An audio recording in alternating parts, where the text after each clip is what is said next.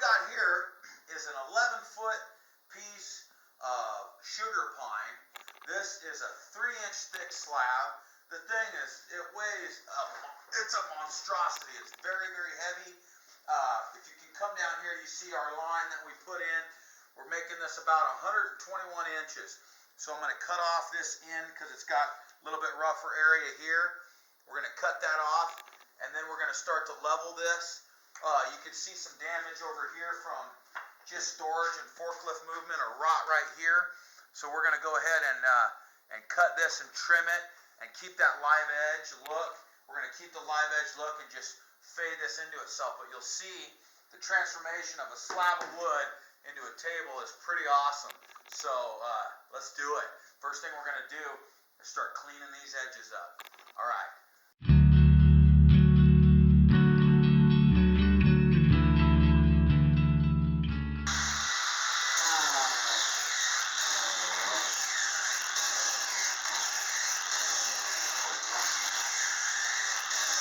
Okay, we've cleaned these edges up real nice.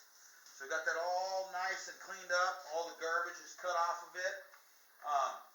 What I got here is how I'm going to level this slab. Whenever you got a big piece of wood like this, it's going to be crowned or it's going to be cupped.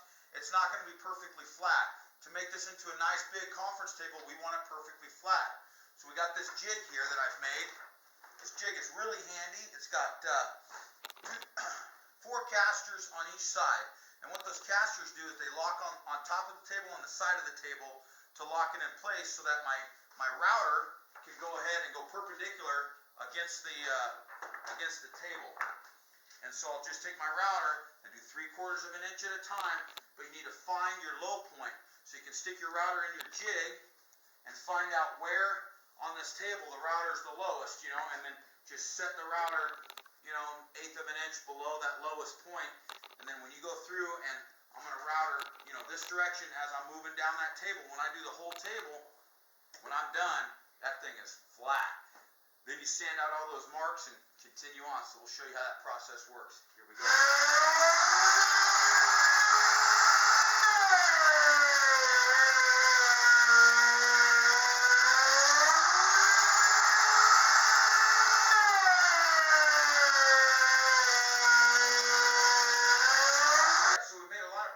Coming through here with our jig and our router, flattening this table. I just want to show you how effective this is.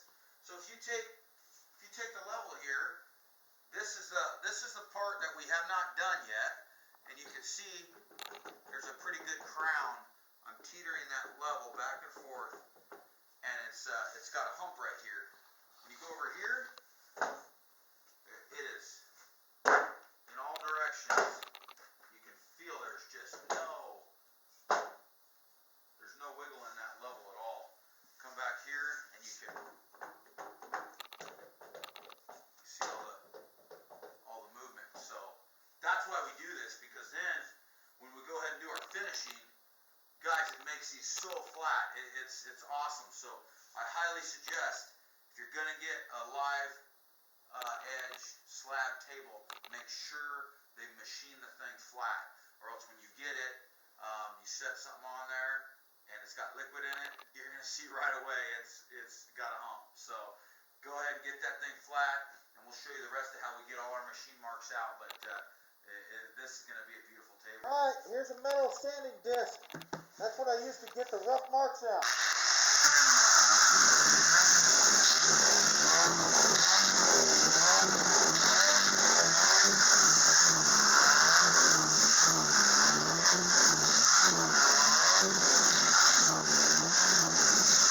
Okay, here we are. We got those machine marks out, as you can see on the table. What you can't see on the film too good is there are some spiral marks from that metal sanding disc. What I do now is I'll go ahead and belt sand the whole thing with the grain, and then I'll come back with my 6-inch random orbital, and I'll start at 100 grit, 150, 220, and then I'll start filling all my bug holes, and all this stuff looks really cool when you fill it. You You can accentuate it with a really contrasting color, or you can just do an earth tone to kind of blend it in. But when you look at these bug holes after the top's finished, it looks really interesting and really neat. So that's the demise of a lot of older trees too, is just infestation of beetles and bugs and stuff. But that's where they got in here through the sapwood. But this is a really cool piece of wood. But it's very flat now. Very beautiful, and we're going to go ahead and keep working on it. But I really like the color down here. You can see the yellow to the brown and then real white. It's got some nice knots in it.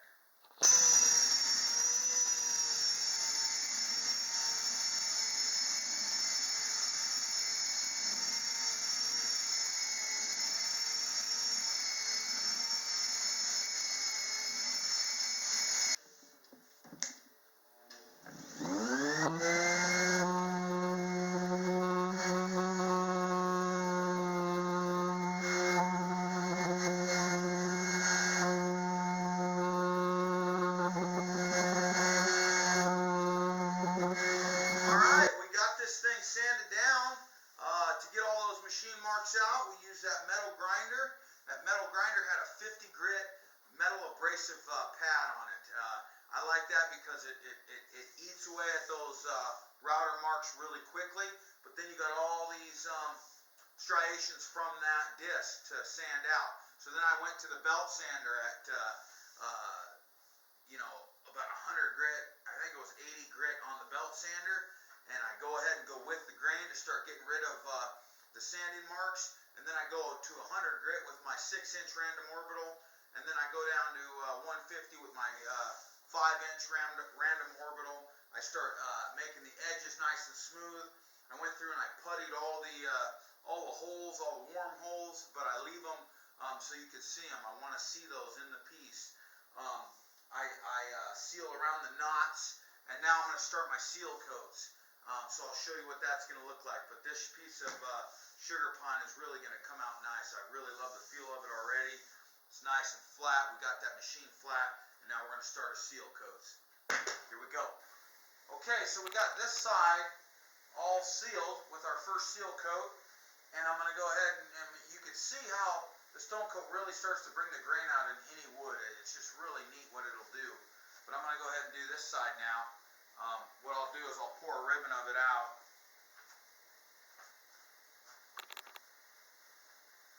And then that gives me something to work.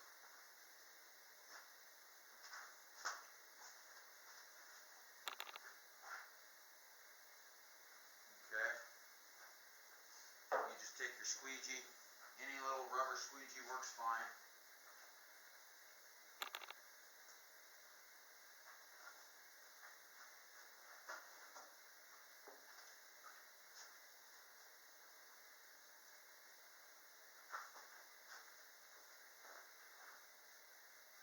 You want to make sure your piece is wiped all the dust off. This also shows you if you didn't get your sanding right, you're going to have sanding marks that show up right now that you can't see when it's just like a dull finish from sanding. So you got to make sure you really look at your piece and make sure that you have not missed any important areas that you should have sanded better.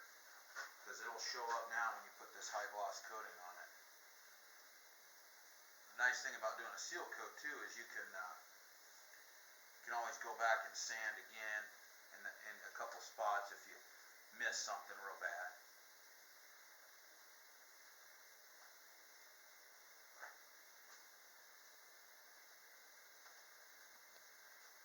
Alright, so I'll finish up this seal coat.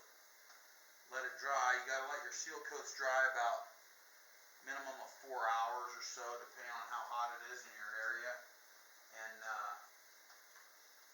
on this piece, I'll probably do 3 seal coats, just to make sure that my flood coat will go lay down like glass.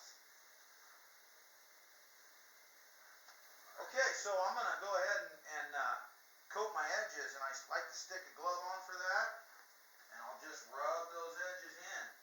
You can see where those drips have come over, and that's okay. They appear darker right now because the material has soaked in, but when I come back here, that'll all look like the same color. So don't worry about the drips. I come after I've done my table and I do the edge. If you're worried about dripping on your floor, you need to use like roofing paper, like 15-pound roofing felt. It won't seep through that. It's pretty cheap for a roll of that, and it makes a great tarp. That's what I suggest. My shop, I do this all the time, so I don't care about it dripping all over the floor. Alright, we're ready to flood coat this big slab. I've got 3 seal coats done on this, and that was just 32 ounces for the whole table. I squeegeed it on and then sanded in between coats. So I did 3 seal coats because a big slab like this is porous. You need to seal all little pits and grain so that it doesn't have air that pops up through while you do your flood coat. So now that I got it really sealed, I'm going to go ahead. I got a gallon of stone coat mixed up, and I'm going to show you how I do a flood coat as opposed to a seal coat. I use this 1/8-inch square notch trowel. I just get this at Home Depot. I use it over and over and over again, but it's a little square notch trowel, not a V notch, but a square notch. So I'll pour my material out on the table. Give me a little stir stick here to. Now what I like to do, when I scrape out my bucket after I've mixed it, and I'll put a video up of how to mix it, but when I mix it, I scrape all this excess right out into my big pool of it, because then I'll take my notch trowel and I'll mix it together right here on the table. So that's how I'm able to use every last drop of what I got there. I'll just put it right into the pool of it, and then I'll show you. You got to make sure if you scrape your bucket, you got to mix that up, because it doesn't all mix in the bucket perfectly. And if you don't mix this very well, you'll have sticky spots in the table and you won't know why. But that will be why, is because it wasn't mixed right. But I'm going to show you how to avoid that. You know, I just use my little mixing drill.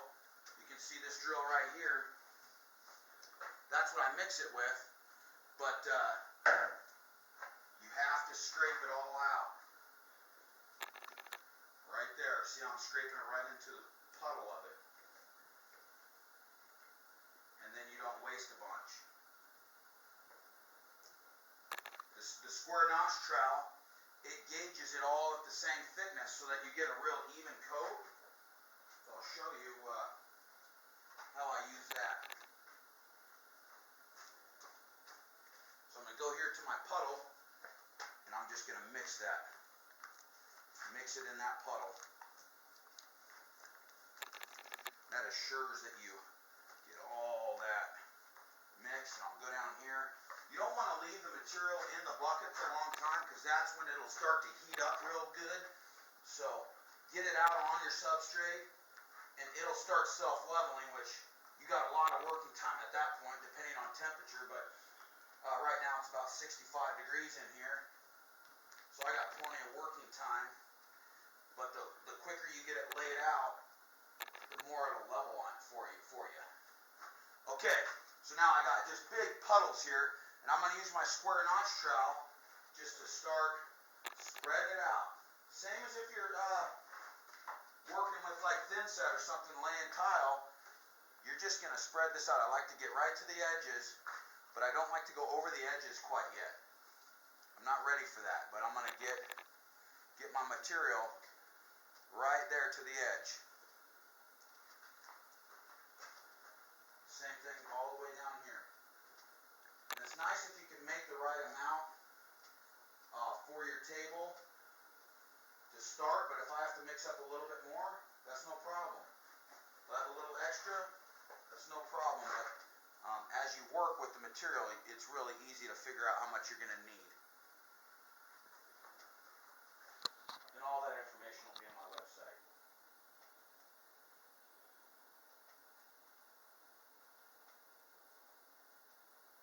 How's that looking, Will? My son's filming for us. Thank you, Willie. No problem. Is it coming out in the camera okay? Can you see what's going on? Yeah. It looks really good. So you can see I'm just using my edge of my trowel just to move this stuff down. and I'll get it all the way to this side, and then I'll work it back across the slab to the other side.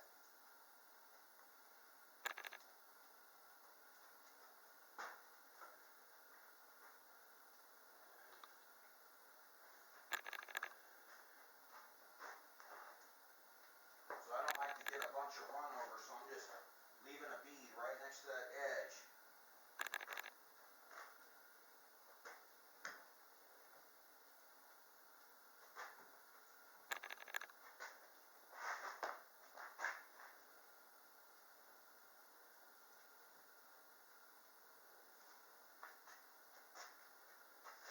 Okay, now I'm going to work this all back across the slab.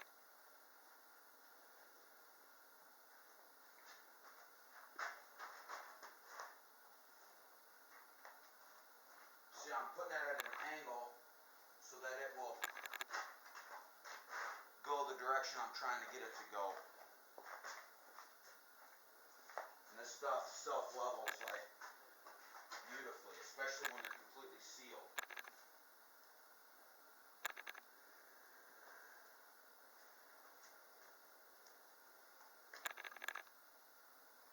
I like using a notch trowel because it gauges everything at the same thickness rather than like a squeegee or a credit card or something like that, or even like some guys use foam brushes or bristle brushes to spread it. And yeah, the stuff levels, but it only levels to an extent. So you want to make sure you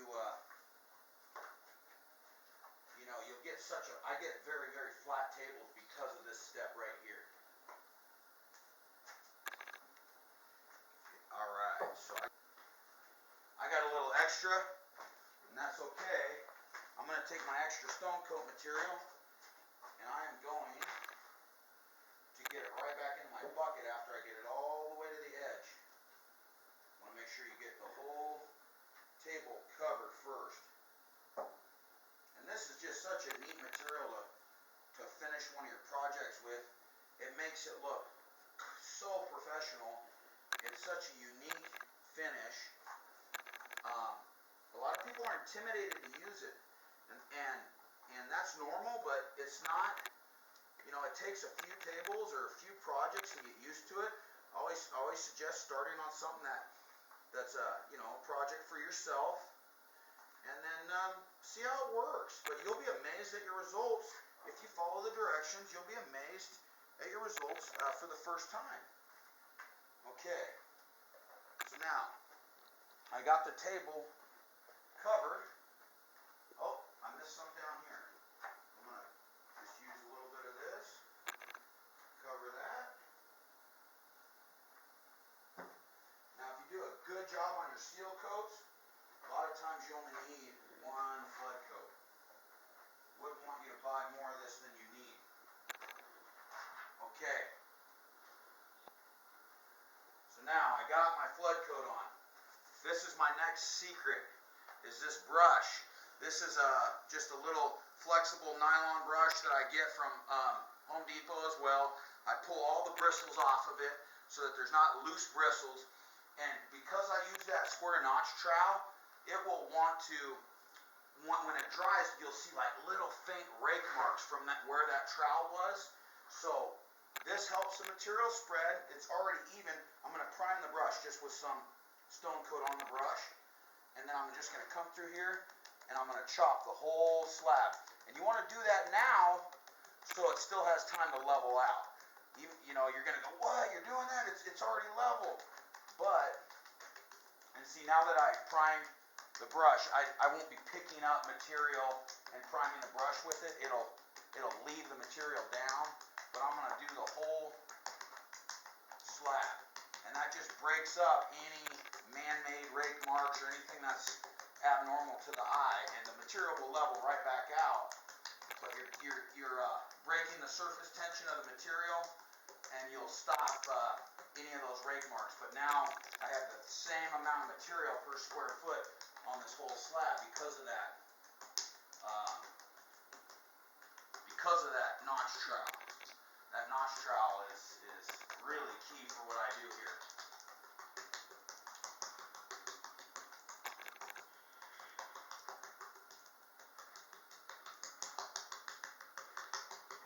see where I started, it's already starting to level out. And this is going to be a real pretty project.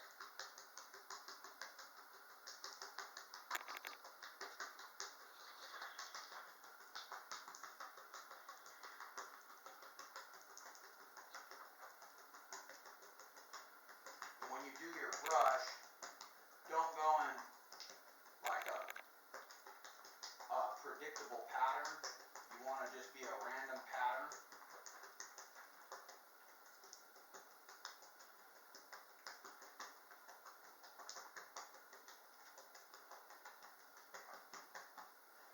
Okay, I got drips over it, and I start brushing those out too. Okay, I'm gonna come up here and do this half now. Okay, so you can see all the drips. I've already chopped the whole table. And you can see this is all running here. So I'll take some of my extra stone coat and I'll just start brushing those edges. And you want to level out those drips. And put material in your brush really helps you do that. Again, I did 3 seal coats on these edges. So this is just making them look really finished and sealed. And you want to make sure you go over that edge a few times so it'll lay flat and the drips will get erased. And I'll do the whole slab, then I'll go around it once or twice again, just with a drier brush without adding material, and that will make sure all of it's even, or else you'll get like spots where it's dripping and keep building up.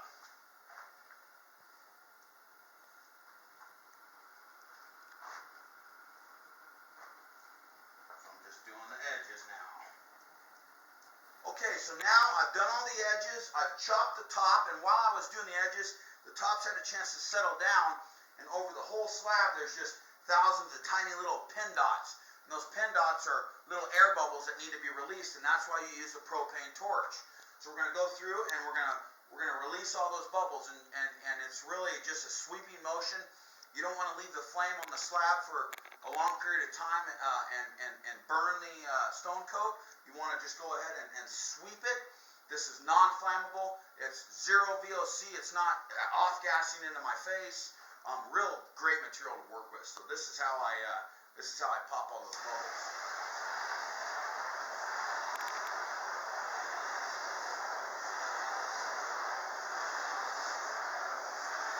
Now you probably don't see it on camera, but I can see the material immediately just lay out. I mean, it lays out beautifully.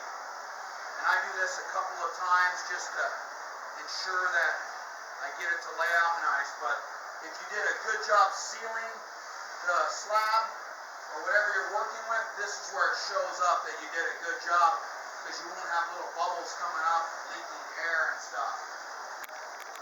And that's going to happen around the knots, around the sapwood, around like the different characteristics in the wood. It's going to have where the air comes up. So you got to make sure you seal. I just seal the whole thing, and that's why I did this 3 times. If you're going over MDF or something that's non-porous, you don't need much seal at all, because it's not going to leak air. Just one seal coat. But something natural like this, you definitely need to seal it right, and it's going to pay off. This thing's looking really good.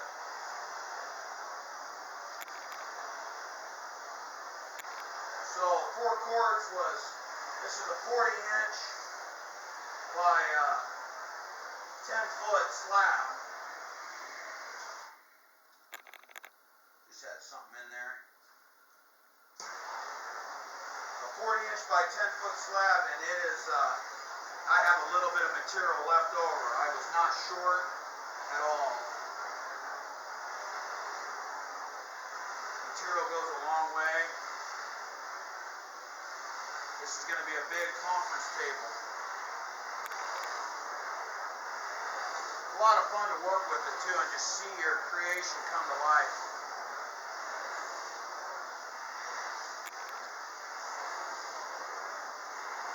This particular slab, we're going to end up top coating it for extra scratch protection. But in the top coat, I'm going to tint it. And we're going to make this whole slab look cherry when we're done.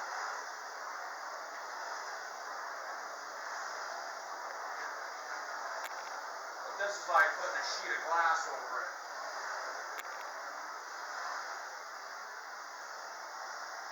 Okay, so I went ahead and I torched the whole slab. That's going to calm down.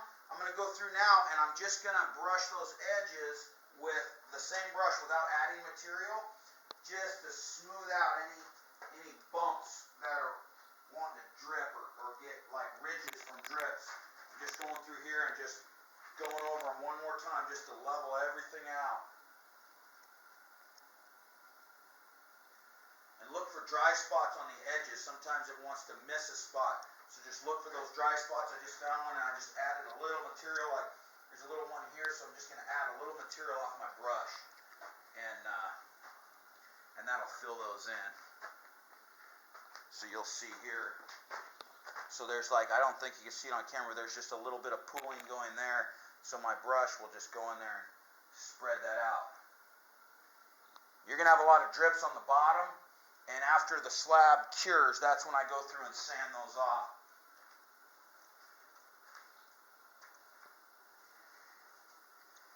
I sand those off when I put my legs on. Okay, so now I got the edges brushed one more time. I'm going to torch it one more time just for good measure. These brushes are a one-time use. You're not going to want to use them again. Believe me, they'll be hard as a rock by the morning.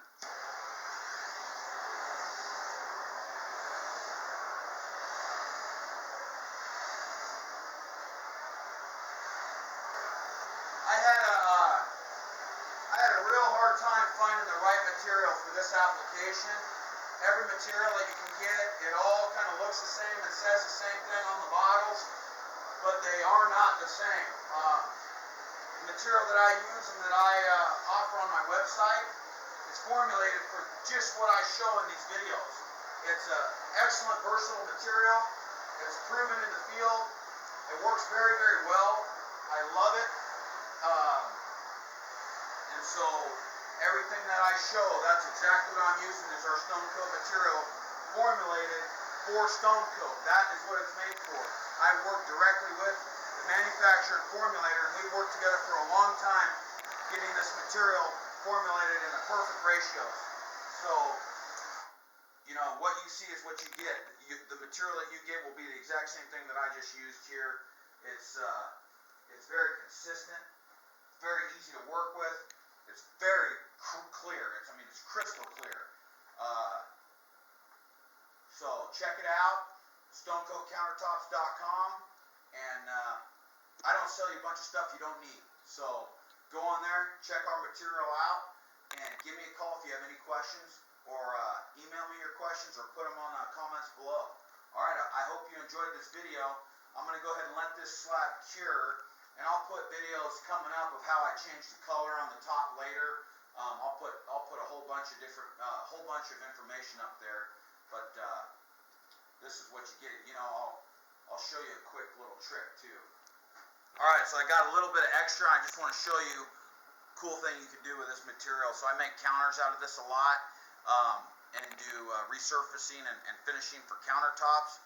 So I'll just show you real quick. This is over a piece of raw MDF. Usually I'll base color the MDF, but show you what you can do here. Just trowel it out.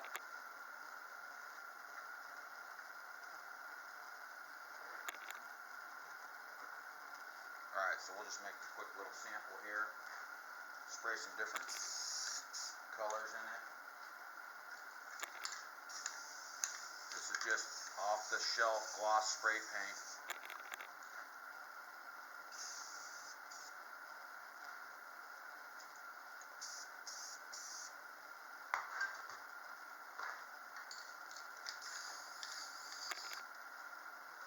Chop this up.